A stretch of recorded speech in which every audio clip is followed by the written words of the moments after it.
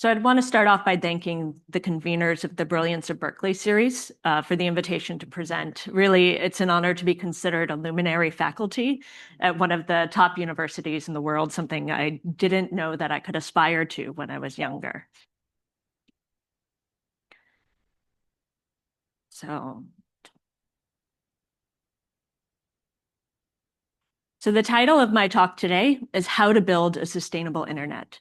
And this is a question that I've been asking in different forms and fora for years. In classes and lectures to university students, such as yourselves, I've shared research from my colleagues around the world that document the environmental impacts of digital technologies, ranging from the effects of mining on communities to the struggles around the fossil fuel energy that powers much of your everyday internet communications, to computers' ends of life as e-waste. And I asked them, what does a sustainable internet of the future look like? Now, it's important to say the internet is already quite sustainable in one sense of the word, as a set of technologies, protocols, and physical infrastructures that support the relay of network communication. The internet has been sustained for decades, even though these technologies, infrastructures, and protocols have shifted over time, sometimes quite dramatically.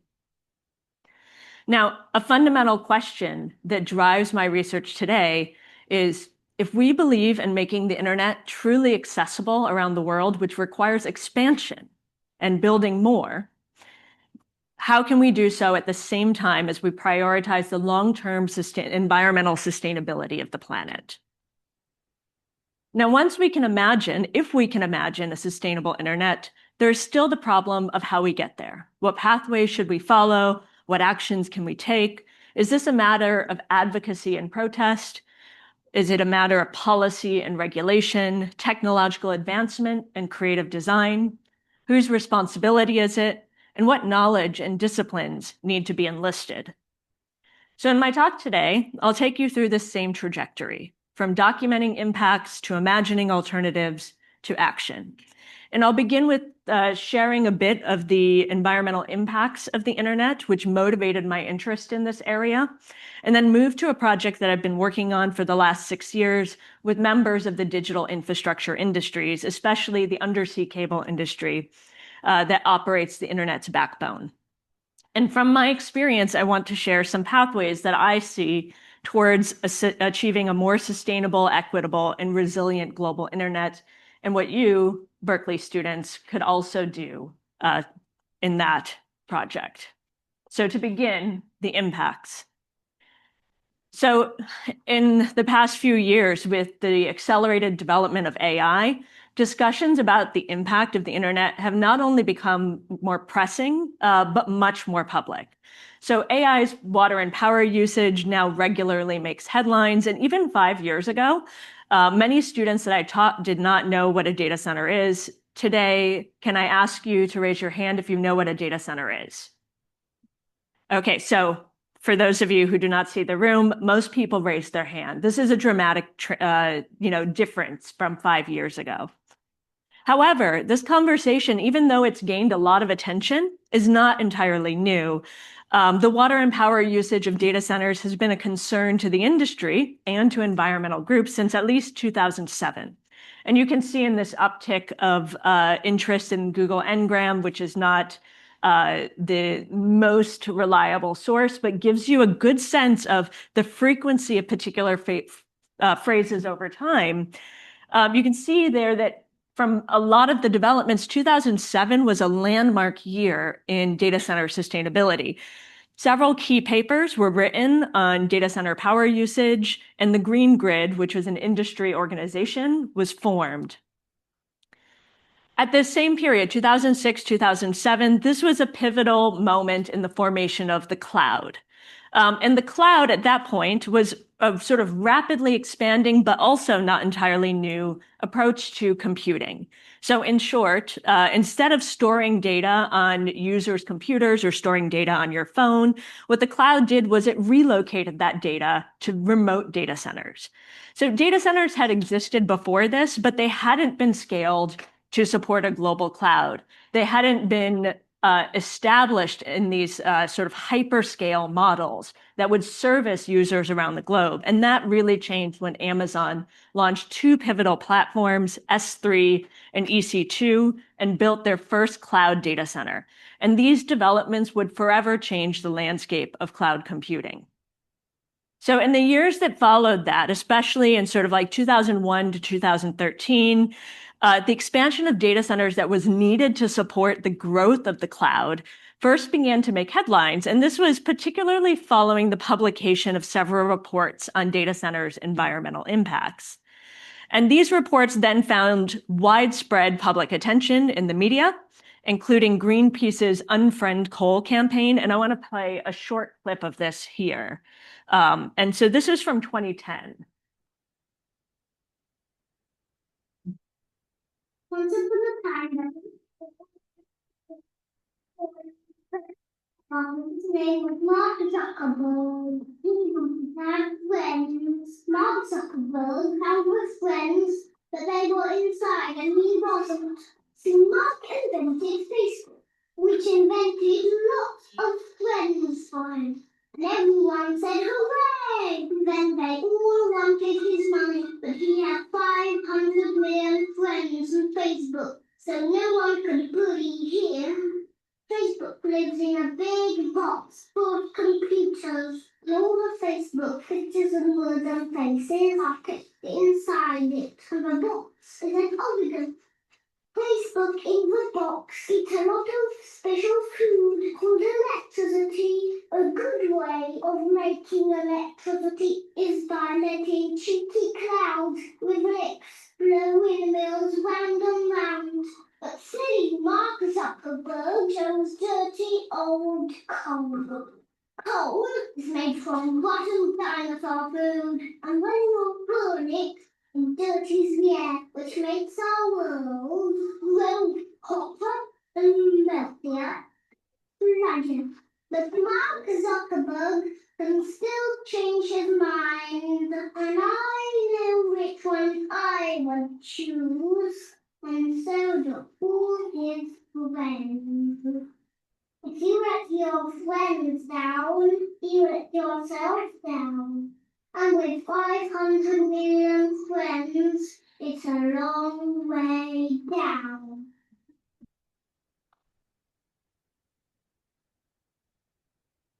All right, so one of the things that is really important to note about this video, made in 2010, is that this was one of the first times in sort of public media or on television or on YouTube that people saw that Facebook, a platform that they might have assumed was immaterial, actually lived in a big box, in a built architecture, in a specific place.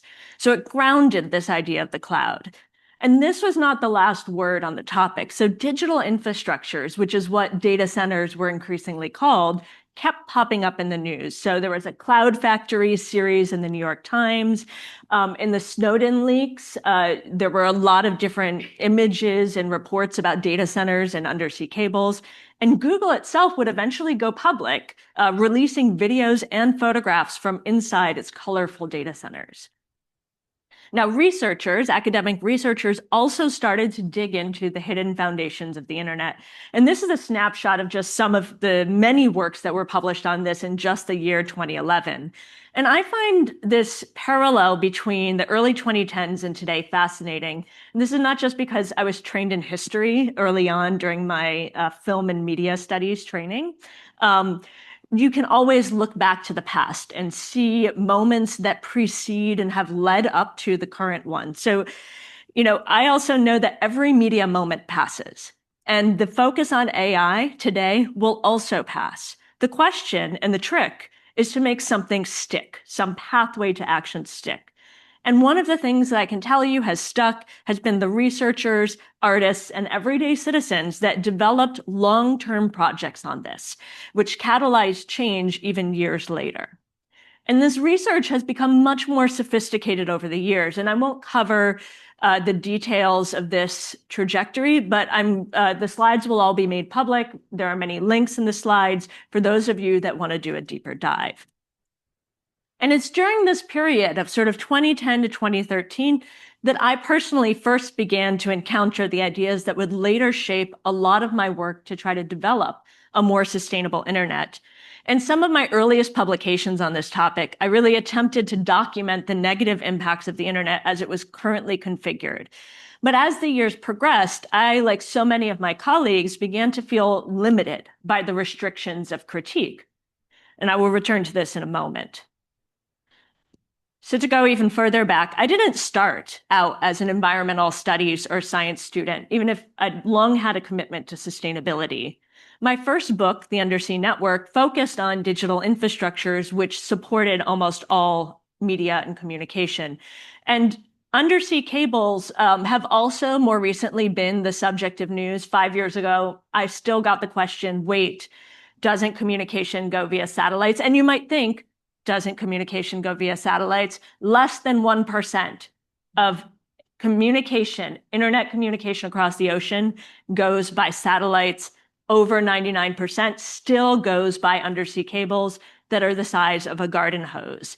And these remain the backbone of the global internet today.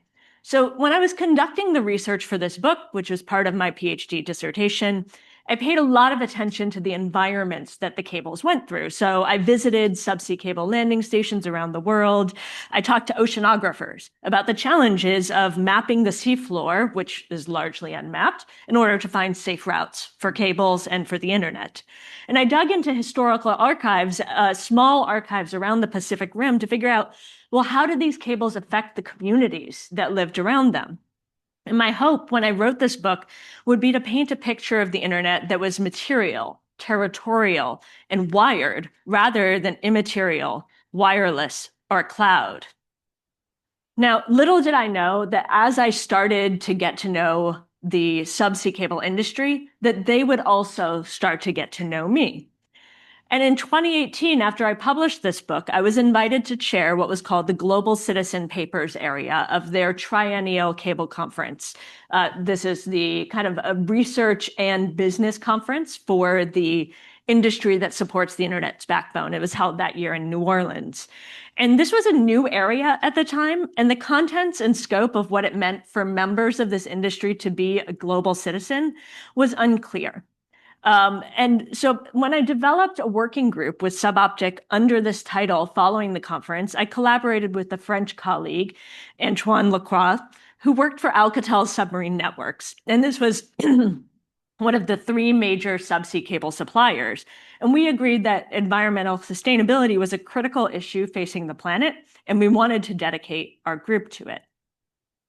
However, when I was sort of back in the university, not at the conference, not working with the industry, I looked with my colleague and former PhD student, Ann Pasick, and we couldn't find any research on the environmental impact of subsea cables in the peer-reviewed literature. And they were largely outside all of these assessments of data center sustainability from the 2010s. Now, the storage of data and the computation of data, such as you usually hear about when you're thinking about AI, were widely accounted for and widely discussed. But the transmission of the internet, its movement, had not been. And the few studies that had been done showed that the environmental impact of subsea cables was marginal, negligible. But there was no public data and no models for this to back this up, and many of the studies were outdated. So with Antoine and other members of the industry that joined our working group, we now have members, over 50 members from an array of companies around the world, academics from several disciplines. We formed what is called Sustainable Subsea Networks. And our mission has been to not only assess, but enhance the sustainability of this global internet backbone. And since 2020, we've received $700,000 in funding from the Internet Society Foundation, which really gave us the opportunity to develop core research on the environmental impacts of subsea cables, but perhaps more importantly, a community that was focused on imagining the future of the internet's backbone and then working together to build it. Now, from the outset, I wanted to make the research impactful. Having spent many years, if any of you are in the humanities, you will know this well, you're trained to criticize, you're trained to to point out what's wrong. And I hadn't been very well prepared to develop pathways that other people could go down. In other words, I was really good at finding problems, not solutions. So I stayed in academia, which worked really well for that. However, I've learned with research, you can actually discover almost anything, and you can work in the humanities and in the social sciences towards innovation, towards sustainability. So one of the first lessons that I learned from the subsea cable in this area was that from the industry is that achieving sustainability is always a social practice, especially in a very small industry. And as we researched best practices in sustainability and spoke to people in countries around the world, we learned that there was actually not a simple path or solution that could be applied across geographic, cultural, political, or environmental contexts. And we found a lot of companies were making efforts, but in many different places along the value chain, motivated by an array of different circumstances. So we found some people were motivated by economic factors. For others, they were afraid of regulation. Sometimes we found a single person leading a charge within a company. Other times we found an entire set of structured incentives in a company. And I realized that in order to advance any sort of political, initiatives, whether this was, in terms of power, recycling, or so on, across the industry, a conversation was necessary. So I had to actually start communicating with people. And a shared understanding had to be established, especially in cases where sustainability meant vastly different things to vastly different people. I mean, we're working in many different languages at this time. And for those of you in the humanities and arts, I want to say that this is also a testament to the significance of really understanding culture, history, language, and the construction of meaning. So when we published the report on best practices in subsea cable sustainability, this was a consensus document, which is not usually the way that academics go about producing their research. So meaning that many stakeholders who I was researching not only added in their own efforts, evidence, insights, and even criticized each other, but they read what everybody else in the industry was doing.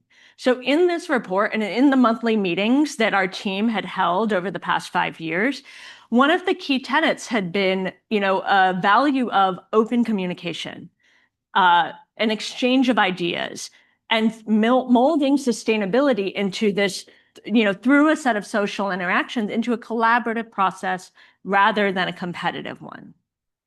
So following this first phase of our grant project, we realized that it was not simply enough to sort of chart an array of possibilities, though this was great.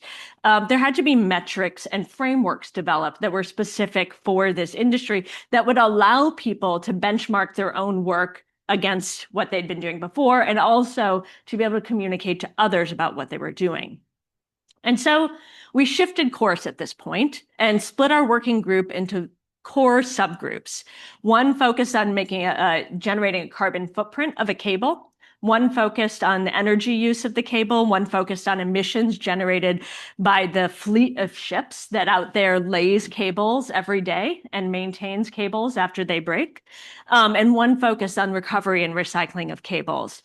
And one of my colleagues in the subsea cable industry, Elaine Stafford, created this chart for us, breaking down the industry. And she posed this question to us, which I've kept in here. She said, what unique system level life cycle cable metrics are going to serve the industry well as companies attempt to green their operations?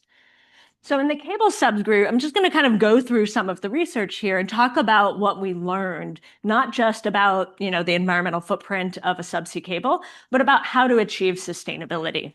So this cable subgroup was led by Emmanuel Zanjou from Alcatel Submarine Networks. And, what the subgroup members did, and there were members from multiple cable suppliers, and what they did was navigate the challenges of sharing data while keeping their secret sauce protected in how to make a subsea cable. They didn't actually care if the whole world saw their data. They cared if their competitor saw their data, right? So it was a very tricky challenge to navigate that kind of social landscape and economic landscape to create the first peer-reviewed carbon footprint of a subsea cable. So to do this, we had to go through a lot of baseline processes, coming up with like a life cycle assessment diagram for the industry of what would be included and not included. We developed a flexible tool, a carbon footprint calculator. And the idea was that anybody in the industry could use this to sort of start to guesstimate what a cable's environmental footprint might cost. Okay, so maybe you could run a cable, direct, but you'd run it through a shelf. And when you run it, or you run it on a very long, shallow shelf, which meant there would be a lot of boats, which would potentially drop their anchors on your cable. So you would need to armor it. But the armoring would take a lot more metal, which would be higher carbon emissions.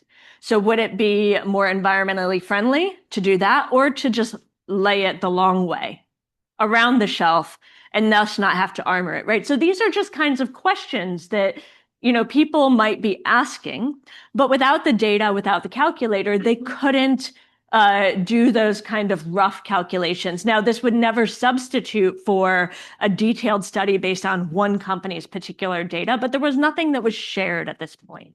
And so in developing this, I facilitated these kinds of conversations, the sharing of data, and Kai-Hui Song, who is a postdoc here at Berkeley, and my colleague Ann Pasek worked on the first submarine cable environmental carbon footprint.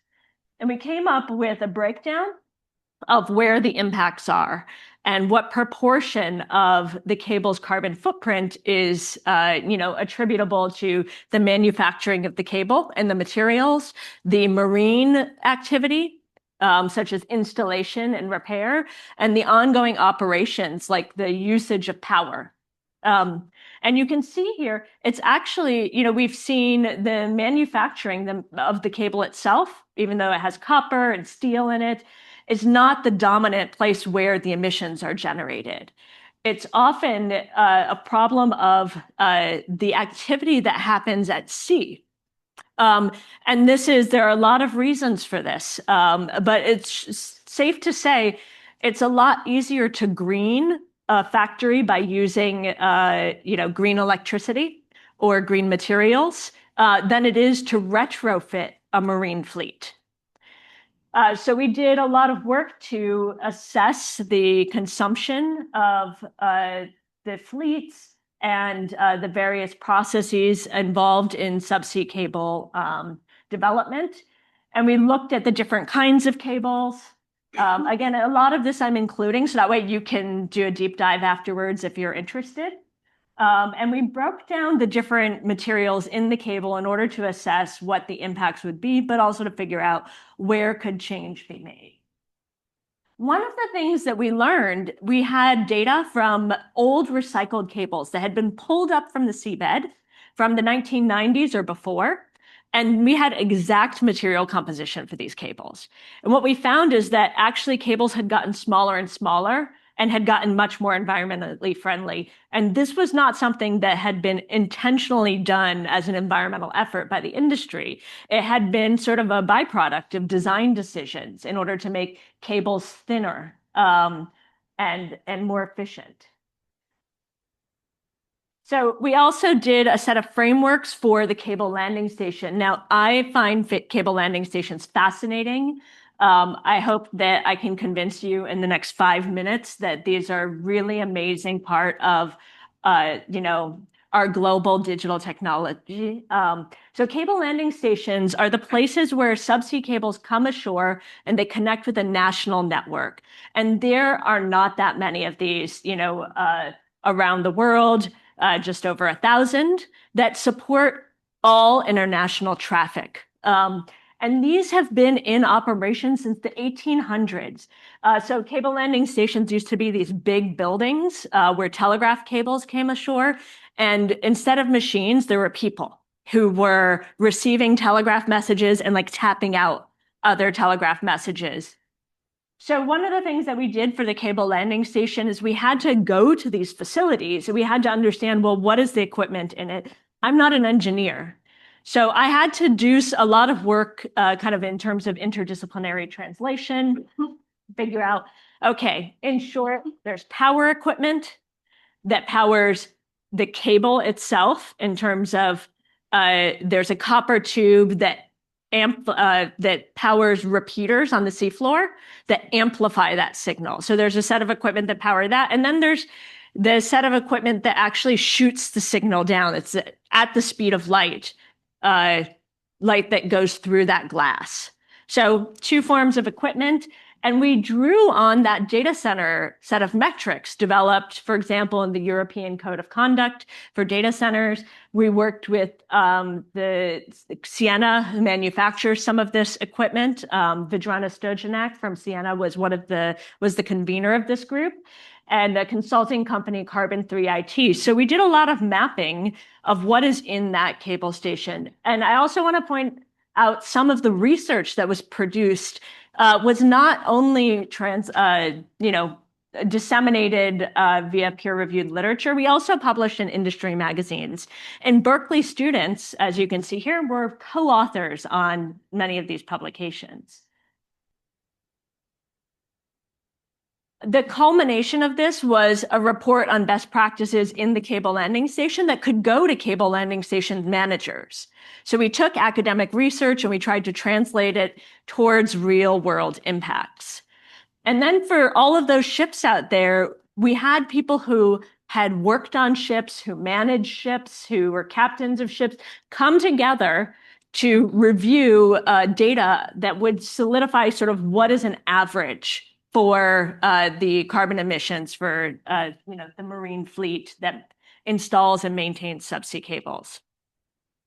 Now, a key lesson that I learned, aside from this being a social process that required conversation, collaboration, understanding, is also that there was a need to constantly develop communication. And this is not just because I was trained in film and media, and it all comes down to communication, but because communication is essential to developing that understanding. And as you bring things out into the world to particular groups, to particular publics, it's a way to meet people and then to try out different approaches to developing sustainable digital futures. So we did a collaboration with the map-making company and research firm Telegeography to visualize our research. So this was a sustainable subsea networks map that we produced that made all those best practices, communicated those in a visual diagram.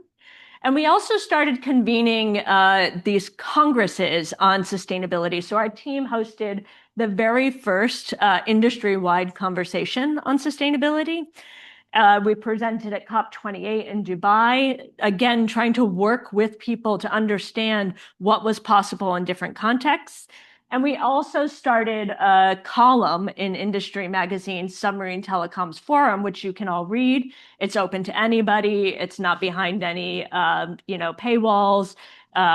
And they would tell us about, when we interviewed people, they would tell us about the challenges they faced.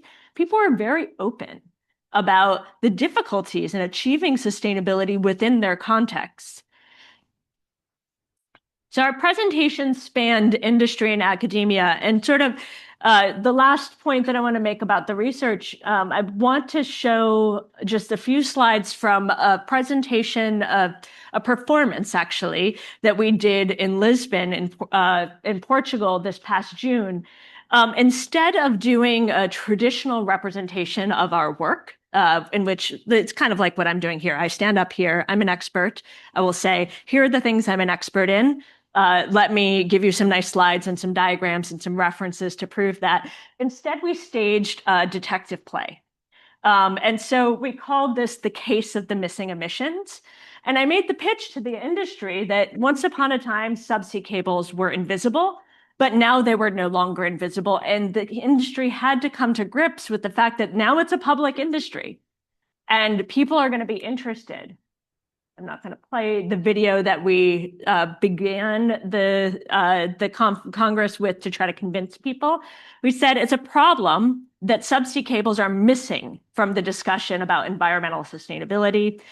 And we featured 5 young people from around the world who had come to the conference as suboptic young fellows and young professionals And what they did is they asked people who are in the industry from many different companies, whether it's Alcatel Submarine Networks or Meta, who stood on stage and answered their questions about sustainability. So we posed this as a kind of research activity, as a quest to find the answers to the question about, what is happening with subsea cables in the environment. We had them first ask ChatGPT, though, who was played by Tim Strunge, who works for the research firm. So they asked, is it true that subsea cables are killing the planet? And he says, oh, I don't know about that. Ultimately, we made fun of ChatGPT and said, well, subsea cables are not actually characterized in any of this literature at all. We need evidence and facts, which if any of you have used it recently, you'll know. I mean, you could do research on digital infrastructure using AI. Most of it's wrong because the information on the internet is actually incorrect, popularly circulated. So we had them visit the different sites in our research. And at the end, we had the industry participants and the students stand up and take a bow together. And so this was part of the kind of construction of a symbolic imaginary that could show what we hoped the direction would be. So what can you do? How can you get involved? Education is a key part of this. Subsea cables are just part of a broader global digital infrastructure, data centers, interconnection points, at the end, satellites, cell towers. And this is a public problem because if you don't know about what your everyday internet depends on, you can't change it. You can't effectively change it. You can't contest it. You can't design a new one. This is a sustainability problem because if you don't understand how it operates, how can you make it either more efficient or shape how growth occurs or doesn't occur? And this is an industry problem because people in the industry are wondering, how do we get the next generation involved in this? I'm drawing a lot of inspiration from Lisa Parks, who is at UC Santa Barbara and was my doctoral dissertation advisor. And she wrote a lot about infrastructural literacy, that just like we have, literacy in text, we have visual literacy. We need today, because we are so dependent on so many infrastructures, we need a form of infrastructure literacy. To date, there has been no university-based educational curriculum or research lab dedicated to the study of digital infrastructures. And this is surprising, but you can take my classes to find out why, including data centers, fiber optic cables, and all these backbone infrastructures that make the internet a global phenomenon. Now, this past year, I launched the Certificate in Global Digital Infrastructure with the Berkeley Center for New Media. And our core goal is to provide education on these systems with a focus on a holistic approach to data centers and subsea cables that could be anyone from any discipline could take this. And our core principles are sustainability, a global network, equity across that global network, and a resilient network. And the goal here is to kind of move from this idea of the cloud as something that's in the air to something that is on land and underwater and also in the air. So our structure is that there are these three core classes. We have a 101 course where you learn the sort of alphabet of all of these infrastructures. Then a project development course where you learn how, if you wanted to, how you could build a ocean-spanning subsea cable or a massive data center or a very small data center. And then a course that's about the geopolitics and security issues of these systems. These are offered every summer. And on the horizon, we have two others, from Code to Carbon, leading a sustainable digital infrastructure revolution, which is about leadership from primarily a business perspective. And then the Human Network, which is about stakeholder mapping and engagement. If you're building something, how do you actually interface with communities? So we work with the Suboptic Foundation, Infrastructure Masons, DCD Academy, and Telegeography, all major organizations in this space, to really support that next generation of professionals in sustainable digital infrastructure. The top student papers are actually published in industry magazines through an article contest that's available to Berkeley students. And one of the key aspects of this is that research is fundamental because there are very few books on this. And research often is disciplinary in focus. I mean, this is true of academia more broadly, but this topic is not. Global digital infrastructure, the backbone that connects us to people around the world, cannot be covered by a single discipline or even a handful of disciplines. When I talk to people in the industry, they're like, well, we need to understand the legal aspects. We need to understand the cultural aspects of the places we're going. We need to understand the business aspect, the finance aspect. We need all the engineers, need optical engineers to do the fiber. We need marine engineers and oceanographers. So, and onward. The goal is that we do a lot of research then to build these slide decks out of original research. So we do collaborations, international collaborations, and you can get involved if you want to apply for we always have a URAP student or a set of URAP students. It's an undergrad research assistantship program. So you can apply for this one by January 26th if you would like. It's on the new space economy. And I think the core thing that I have learned, the lesson that I take away from this engagement, is that, first of all, that it is a deeply collaborative process. It's not just a social process, but it's a social process achieving sustainability sort of on a global scale, tackling an industry that is global and, has operations around the planet. You have to work with people who are very different from yourself. They might have been trained in a totally different discipline. They may have a very different set of values. And you are working on, like you would work on a cable, something that is spanning the difference between you. And that's a really difficult process, but incredibly worthwhile one.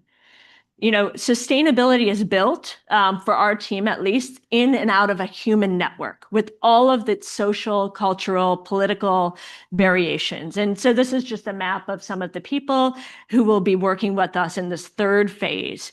And so it might be obvious to some scholars that are, involved in the study of science and technology, but it's not obvious for, I think, folks who are new to global digital infrastructure, that people are at the bottom of all of it. You might go through all the layers of the network stack and you'll be like, okay, the top we have the transmission of information, at the bottom we have the infrastructure, and below the bottom you have people.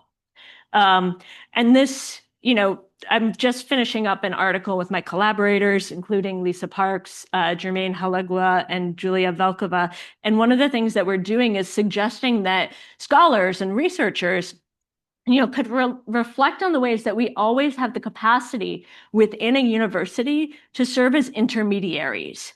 To think about to entities beyond academia, to impact and make a change, and in ways that sometimes we might have considered this impossible. When I was doing my PhD research on subsea cables, they seemed like the farthest thing from me. I was like, these are literally at the bottom of the ocean. I will never touch one. It's this area of mystery. And then I became absorbed into that industry. And this is my experience with the development of the Sustainable Subsea Networks project. And I hope that it offers lessons to others that you too can contribute to the development of a more sustainable internet. So thank you for the time, and I'm happy to take any questions that you have.